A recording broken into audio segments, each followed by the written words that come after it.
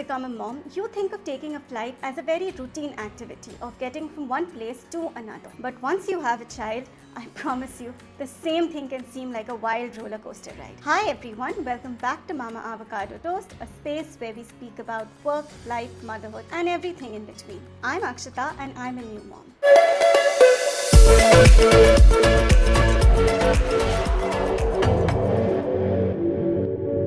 In today's video, I'm going to talk about taking your first flight with your little one. While it may seem like an overwhelming task, I promise you it's not. With a few hacks, you can completely ace the experience and have fun too. So let's dive right in. I flew with my little one when he was all of 5 weeks old. The first question that most people have is that when is it safe for a baby to fly? Mostly all pediatricians will tell you that once the 6-week mark is done, because at 6 weeks they get their first dose of immunity vaccines, that's when it's safe to fly. I had to fly at 5 weeks because of an emergency situation in the family. Otherwise, 6 weeks is a good cutoff. You don't need any official paperwork like a letter from a pediatrician, just the ticket is enough. When you book your ticket, you must remember to book a separate ticket for your little one. Your little one will get what is called an infant ticket. This will not entitle them to a separate seat, but it will give them space on the flight. You will have to carry them in your arms. What you will also get as luggage allowance on the infant ticket is around 7 to 10 kgs of carry-on luggage, which you can carry in the cabin. The exact weight allowance would differ from airline to airline and will be mentioned on your ticket. But the good news is that strollers, baby carriers and car seats are not included.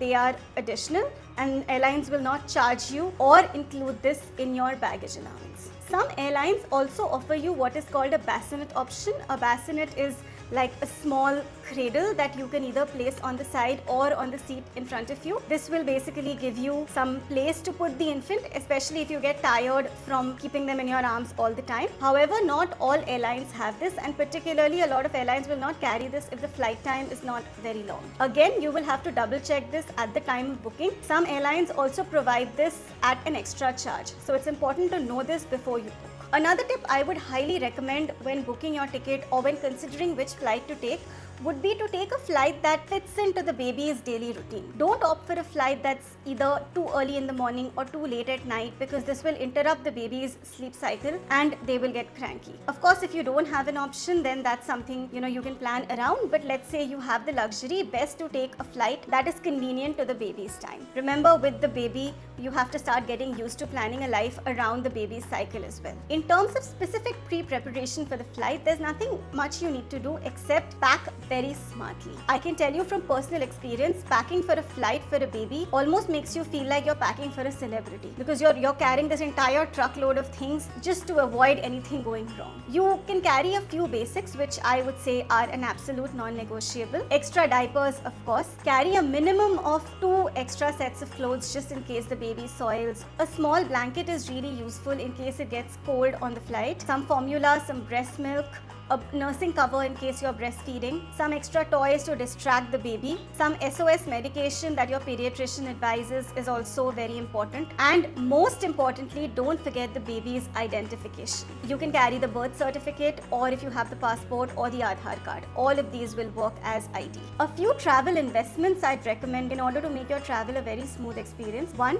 carry a stroller that's cabin friendly. The reason I say cabin friendly is because if it's cabin certified, you can actually fold it and put it in the overhead cabin. Otherwise, what they will do with the stroller is that while they will let you carry it till boarding, they will take it from you at the gate and they will give it to you the moment you land. This may be okay if you have just one flight, but let's say you're on a flight where you have a layover, you may actually not get the stroller. The second thing is a baby carrier. Sometimes your baby just doesn't want to sit in the stroller, and a baby carrier can be a godsend, especially when you want to take the baby through security, because at least for me, I realized that my baby could get super wiggly and jittery when surrounded by so many people. So I'd recommend getting to the airport a little earlier, just in order to prevent any kind of last minute rush. So the one thing I realized from my personal experience is that airlines, whether it's ground staff or whether it's the crew on the plane, roll out the red carpet for parents with infants. So don't feel shy about taking advantage of this. Request if you can be allowed to board first or deplane first. Even on the plane, don't be afraid to request for things like maybe say hot water. Sometimes airlines will even carry an extra blanket, and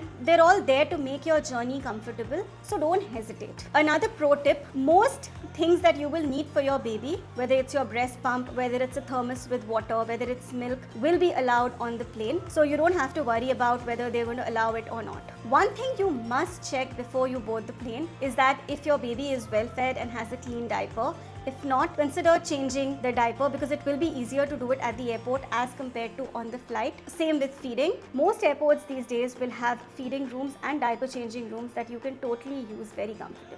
So on the plane, a few things I would recommend. One, remember to feed while takeoff and landing. If your infant doesn't want to feed or feeding is something you're not comfortable with in public, what you can do is give them pump milk or formula milk through a bottle, or give them a pacifier or a soother. All of these help neutralize the air pressure in the ear, so this doesn't cause discomfort which actually leads to crying during takeoff and landing. For safety purposes, remember to keep your baby strapped on all the time. Sometimes airlines will actually give you a baby seat belt which kind of attaches to your own seat belt, so make sure you keep them strapped on. Thirdly and most important, if your baby cries and people stare, please let them stare. You can obviously try to soothe the baby, but it's not your job to pacify everyone. Sometimes parents get really uncomfortable or overwhelmed or even apologetic. You don't have to. The most important thing that you should do is actually sit back and enjoy this flight, because remember, when you look back, this will be one of many memories you create with your little one. So these are a few things that came very handy for me when I traveled with my little one.